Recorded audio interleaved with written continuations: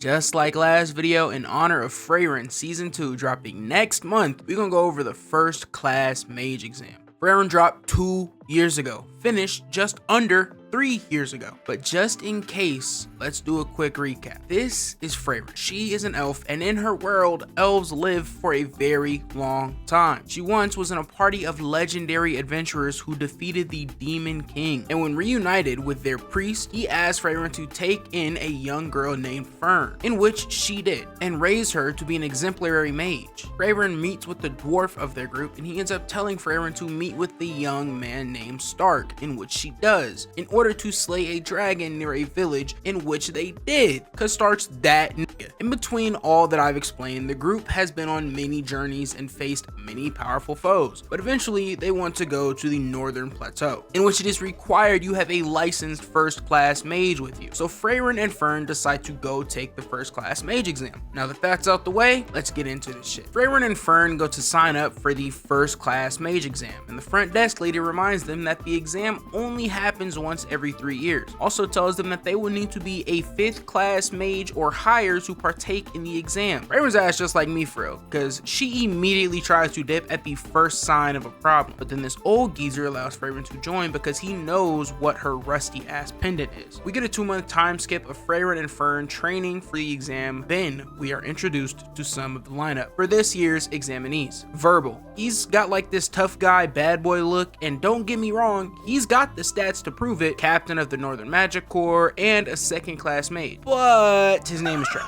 Like Verbal, bro, sounds too much like Vermin and Gerbil. I cannot rock with that. Dinkin, an older man, but do not underestimate him. He's also a 2nd class mage. Not only that, he's also an Imperial mage, so he's got some stats under his belt. Of course, our girl Fern, the youngest mage to ever receive a 3rd class certification. No doubt she could have done 2nd, but she missed the window and had to go 3rd class on him. Ubel is a 3rd class mage. She kinda a criminal, just low-key. She killed a proctor in her 2nd class mage exam and was disqualified for it. How she's walking free, I do not know. The guy talking takes a glance at Frieren and notices she has the mana of an experienced mage, but neither he or the woman he speaks to knows who she is. The first trial is a group trial. Frieren ends up with these 2 girls who fight for whatever reason, and Fern gets paired with Ubel and Four Eyes. The test is simple. Catch this little birdie in the cage, don't leave the testing grounds until it's over, and ensure your entire team is present when the test is over. Easy enough, right? Frieren, Lafina, and Kana find a Stilla, and instead of listening to Frieren and observing the bird, Lafina and Kana combo spell it. Frieren praises them, but still knows that their spell won't hold it for much longer. She tells them to duck as the Stilla takes the hell off. Stillas are no ordinary bird. When at top speed, they can match the speed of sound, or 767 miles per hour. These proctors do not play. If you become a 1st class mage, you did not get it by luck. You earned that badge. Meanwhile, Fern, Ubel, and Four Eyes caught a Stilla, with their new objective now being defend against opposing teams from taking their Stilla. Ubel says, and I quote,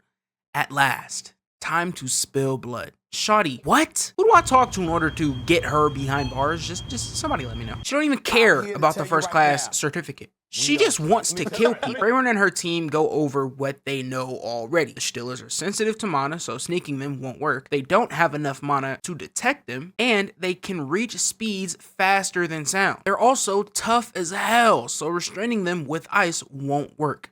Clearly. The team then decides their plan will revolve around the first fact. Ubel, Lond, and Fern set out to get some water after camping in a cave. But Lond decides they'll give up on finding water because all of it's pulled up into the lake, and it's likely everyone is at the lake trying to launch an ambush on the Stillas, as that's where they'll be for water. Then Fern gets attacked from behind, obviously blocking because she's goated like that. What? Her group gets run up on by Gerbil, and a giant explosion goes off at the lake. Lavina is in the middle and froze the entire thing, meaning anyone who wants to use the lake to catch Stillas has had their whole plan ruined. The other parties look around for other ponds and puddles, and Denkin realizes that all the bodies of water have had mana poured into them. Not a lot, but just enough that the Stillas will stay away from it. If y'all haven't caught on yet, Frieren, Lavina, and Kana's plan is to disrupt every single body of water, leaving only one, or at least very few. where Frieren will then limit her mana so much that her teammates can no longer sense her. Eventually, a Stilla lands right on her shoulder, and they catch one. Dinkin's group sensed her right away due to the fact that no mage can hide their magic as they use it. Laufen darts to them immediately, giving them no time to escape. All the while, Fern's group is still fighting the other mages. Ordinary offensive and defensive magic. That's a bit boring. I was taught from a very young age to only use the most basic spells during combat. This philosophy comes from your master then. Correct. She said the basics are enough to defeat mages of this era. Talk your shit, Fern. Talk that shit. That's what I like to hear. The mage tells Fern this kind of magic will not work if she faces verbal. His magic is devoid of character, designed around the sole idea of winning. She says she feels bad for the woman facing him now, as she will surely die. Yeah, okay, I'd love to see that, because when we cut to them fading, this nigga's walking away, and she's just grinning. Fern decides to fight back and just starts shooting them spells off, blowing Shadi up. Back to Ubel, who gets hit with a binding spell, preventing her from using mana or moving. Then, the dumb nigga lets the spell down, commanding her to leave the bird on the ground. But Ubel realizes that there's a flaw in his spell, and throws the bird into the air, lunges at him, and tries to take his eyes out. He dodges, and then reconfines her. Pulling out the black market lexicon today. What y'all know about that? Just before Vermin offs Ubel, Fern shows up with the pole to his head and tells him that she killed the rock girl. Obviously she didn't, she just wanted him to believe that he had failed the test. So he left and let Ubel go. Cut to Lond, who's cut the hell up from this guy who turns petals into steel. Lond tells him he knows exactly how to beat him, and the steel mage gets cocky and says the next thing he's aiming for is Lond's head. Lond says it turns out the mage isn't good at sensing magic. That's when Lon grabs the back of Buddy's neck, revealing he was fighting a clone this whole time. Zaps Buddy's nervous system, knocking him the hell out and walking away. I'm not gonna lie, this shit was cold, especially since he said he's been using a clone ever since the test started. While Verbal and his team are walking around, they find a Stilla and capture it using Verb's binding spell that he had used on Ubel. Hop over to Frieren, Laufen speed blitzes him and snatches the Stilla from Frieren's hands. Frieren obviously seen her ass. She's using magic, and Frieren is damn near the pinnacle of it, but y'all gonna see that later as well. Just trust me, Dinkin and Richter press up on Frieren and the gang to keep them from chasing Laufen. Frieren shows her uninterest and disdain in becoming first-class mage, and Richter educates her, explaining that becoming a first-class mage means getting any one spell you desire. Wealth, power, influence, it's all yours to claim with a single spell from Zarya. Richter says he's gonna kill the girls and summons a big ass plateau to separate them from Frieren, while Dinkin faces her. Lavina is throwing all she's got at Richter, but he won't freeze, and he easily blocks her attacks. Kane can only use basic magic, as she can only use her specialty magic with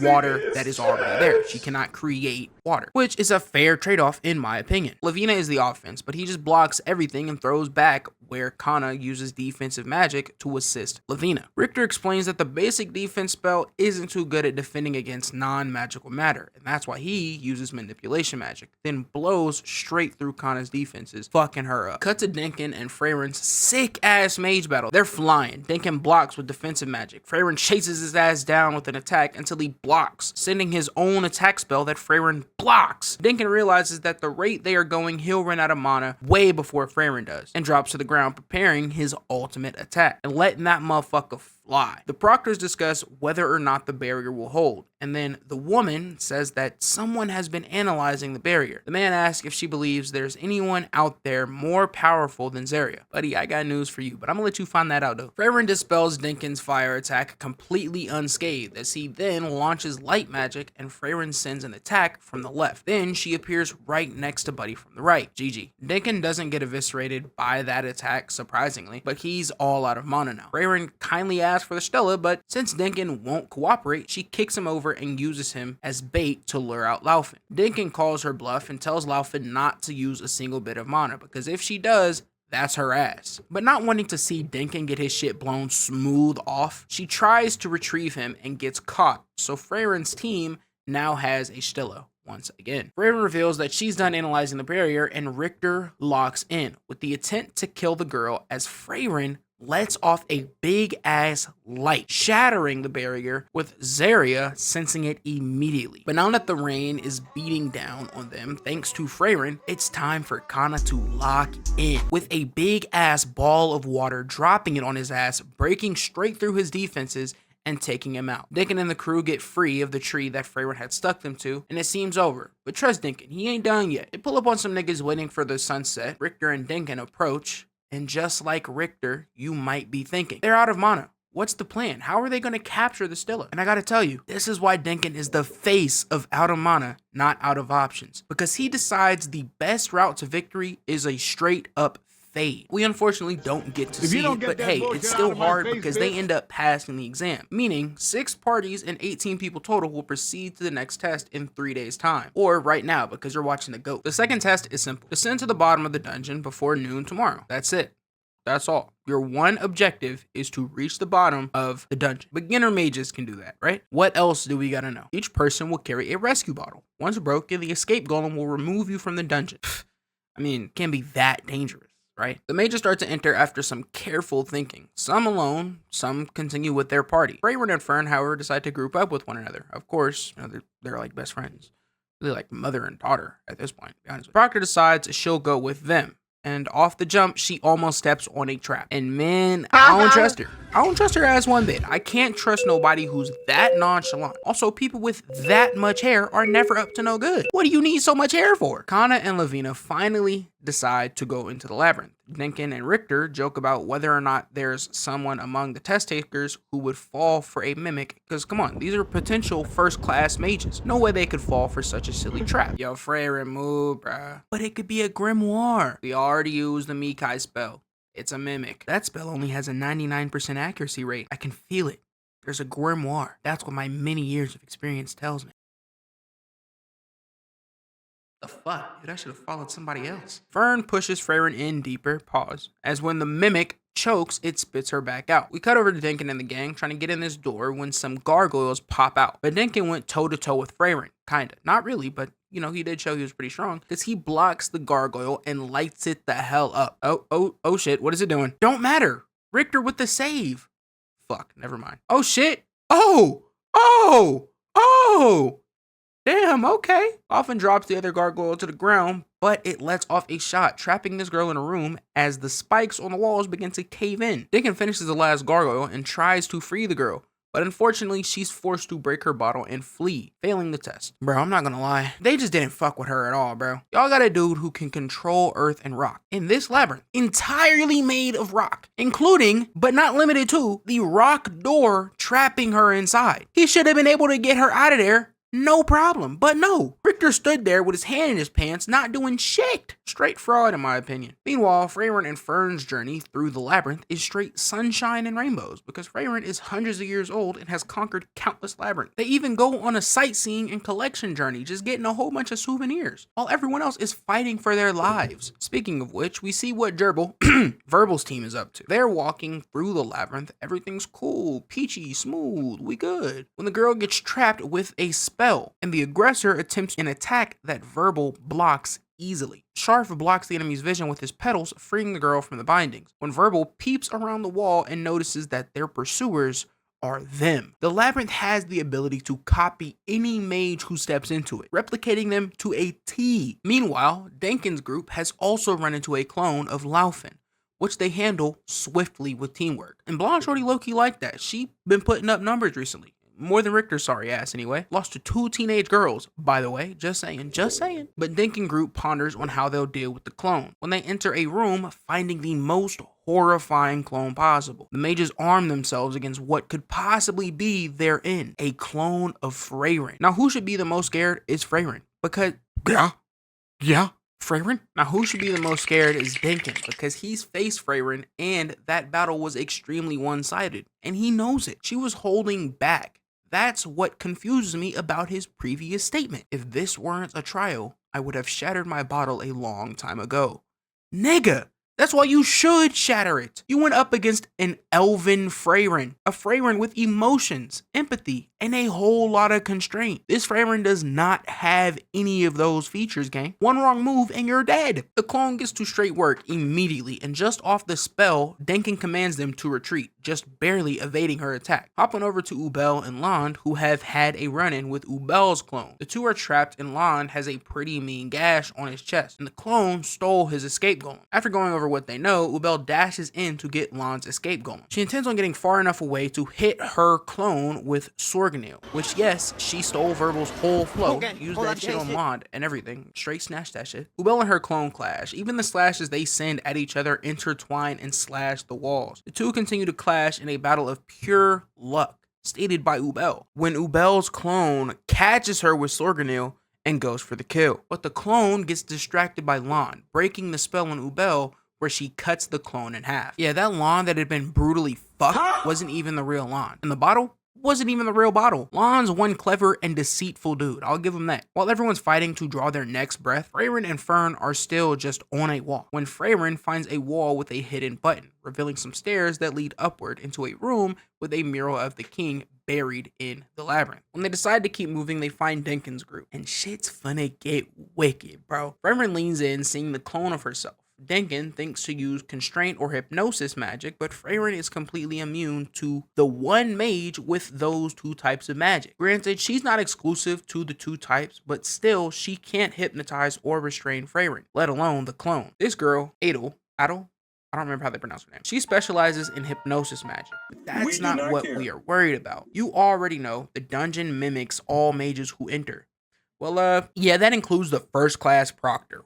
What? Adel and her team try to fight, but ultimately fail, as the clone has no mind, therefore cannot be swayed or played by hypnosis magic. Over to Verbal's crew, having a magical shootout with their clones, Verbal had formulated a plan that worked quite well, because they ended up defeating their clone. I didn't know you low-key had it like that, Verbal, that's my bad. I won't diss your name no more. Denkin and the gang come to the conclusion that they should assume the clone has no mind to be swayed. And in that case, they can only beat this foe with pure power. But who on this team can possibly beat Frieren? All hope is lost. We won't become first class mages. Well, not if Fern has anything to say about it. Man, I really wish we knew about the weaknesses. Man, I really wish we knew of their weaknesses. It'd be so cool if someone who knows more about the dungeon gave us some hints. I'm not telling y'all shit, bitch. What was that? None. Turns out the door containing the Spiegel they need to kill to destroy the clones is sealed by a spell casted by the Frieren clone. And the only way to undo it is killing that clone. The team is on a strict schedule because the more time passes, the more likely they are going to be cornered by the other clone. They try to figure out what weak point Frieren may have, as Fern instructs Frieren to stand by the wall on the other side of the room, then ups extreme pull on her ass. But it was for naught, because Denkin notices immediately. Frieren's mana detection plummets when she casts a spell, a mistake that is only made by apprentice mages. Frieren knew this, she just didn't want to tell everybody because it was like, embarrassing, which is very reasonable. That's understandable if you ask me. Imagine you a gymnast and you doing all these crazy ass tricks and someone asks you to do a backflip and you just don't know how to do that. Frieren and Fern enter. And now is the time for some real action. The Frierens fly into the air, flexing their defensive magic, waiting for one another to attack. Then they light the arena up with purple lightning. Frieren dodges some of the lightning, sending her own at the clone, and drops to the bottom, where the two have a standoff before having to eviscerate a giant stone that almost crushes them. Frieren confirms that the clone does indeed stop using mana detection when casting spells. And man, they gave Frieren so much aura here, bro. Look at this. God damn. They didn't even have this type of aura farm in solo leveling, bro. Frieren throws an attack that the clone counters. Frieren dodges and the clone teleports right in front of her. We learn that the plan is for Frieren to distract the clone, and then when there is an opening, Fern will pour all of her mana into Zoltrak. Frieren dodges the attack and Fern booms the clone. Or so you think. Yeah, that attack did not kill the clone. It instead blocked it and decided to summon a fucking black hole, absorbing all the nearby rubble and releasing it as an explosion. Frieren then summons a stone golem that absorbs the clone's attacks and sends it right back at her ass. The clone blocks and begins casting a spell when Fern goes for another Zoltrak. That got blocked. Fuck. Meanwhile, Matilda had found the clone scattered across the labyrinth, and instead of waiting around, the group goes for the clone, pairing into groups of twos. All matches go pretty accordingly, but 3 clones are unaccounted for. Fern, Denkin, and Zenza. Possibly the 3 worst clones to run into behind Frieren's. Richter and Lavina take down their target quite easily, but in this labyrinth, nothing comes easy, as Lavina gets impaled by Zenza's clone. Richter attempts to block, but the clone blows straight through his defenses, impaling him as well. Zenza knew what she was doing, bruh. She's already first class. All she had to do was wait at the exit to see who makes it. But no. make these people fight a perfect clone of you. That's some bullshit. I told y'all I ain't trust her ass for a reason. Lavina and Richter, being impaled, break their bottles and retreat, failing the test. Denkin, observing the clone, is approached by Ubel and Lan. Ubel decides that she'll face Zinza's clone, as her technique is a perfect match. If she can visualize cutting something, then she can cut it. Pretty fucking broken if you ask me. Even Zinza thinks Ubel will win against her clone. Not even just win. She thinks that Ubel will slaughter her clone. Like I was saying, Zinza even believes that Ubel is extremely strong. Her mind disobeys the laws of this world. And just in their interaction in Zinza's office, she says that she cannot imagine beating Ubel in a world where imagining something is your greatest strength. We see Ubel off-screen Zinza's clone with ease. She didn't break a sweat. Dog, this is the same Zinza clone who has packed up 4 mages already. I know I hate on Richter, but he's not weak, and she made him drop the bottle immediately. Yet, Ubel slaughtered that motherfucker, but the victory is short-lived, as 5 of the previously defeated clones show up. Yeah, the Schmeagle is going to keep summoning clones until Frieren and Fern beat the clone and kill the Schmeagle. Speaking of Fern, Frieren, and Schmeagle, we finally get back to the fight. Frieren realizes that Fern doesn't have enough time for a lethal shot and goes for a larger spell, creating an opening on herself that the clone then attempts to abuse, just making a larger opening for itself. Just as they had planned, the opening increased and Fern blows the clone's arms smooth off. She goes down to finish the job and the clone sends her ass flying into the wall, shattering her staff. Fern can't tell what the hell just hit her, but she does know that the clone is wide open, and Frieren comes out of the smoke, fires, and finishes the clone off. 2 open the door and kill the Schmeagle, erasing all the clones. The surviving test takers reach the labyrinth floor, with Frieren getting caught in 3 mimic chests, the test takers who made it out alive getting healed by the golems, and the sun setting. The second mage test ends with the 3rd right around the corner. The interview with Zarya the Great Mage. As the title suggests, this final test is an interview. If Zarya deems you worthy, then you pass and become a first-class mage. Nigga, I throw a fit. Ooh, Zarya would have to see me, bro, because I did not bust my ass off just to end up in a job interview, bro. Kana enters the room, finding Zarya, who fails her simply because she is overtaken by Zarya's mana. Man, already handing out fails. Can't be that bad, right? Well, random mage who almost died, failed. Laufin, failed. Metal Gear nigga, fail. Rock girl, fail. Frieren, she has to pass, right? She's strong as hell. Nah, she failed her too. But guess why she failed? Take a gander. Yeah, you ready? It's cause her favorite spell is one that makes a field of flowers.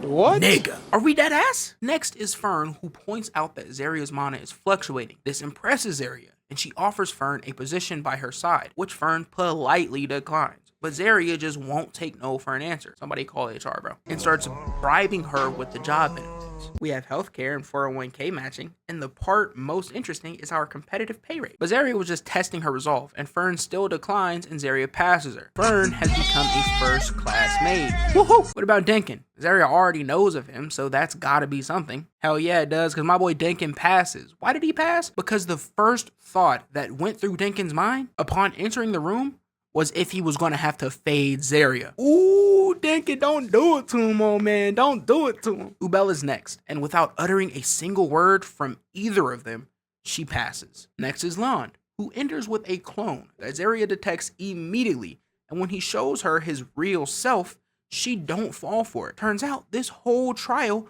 this nigga's real body never left his hometown. And while he's taking a test to become a first-class mage, he's drinking tea on his front porch. Nigga, you'd think she failed him for the complete disrespect, but he passes. Fuck no. Everybody was risking their necks out there, and this nigga took the test with clones? Everyone else showed up, but this nigga did the interview on Zoom? Bro, what? Next is Verbal, who passes because he doesn't have a favorite spell. He believes that magic is only a tool for killing.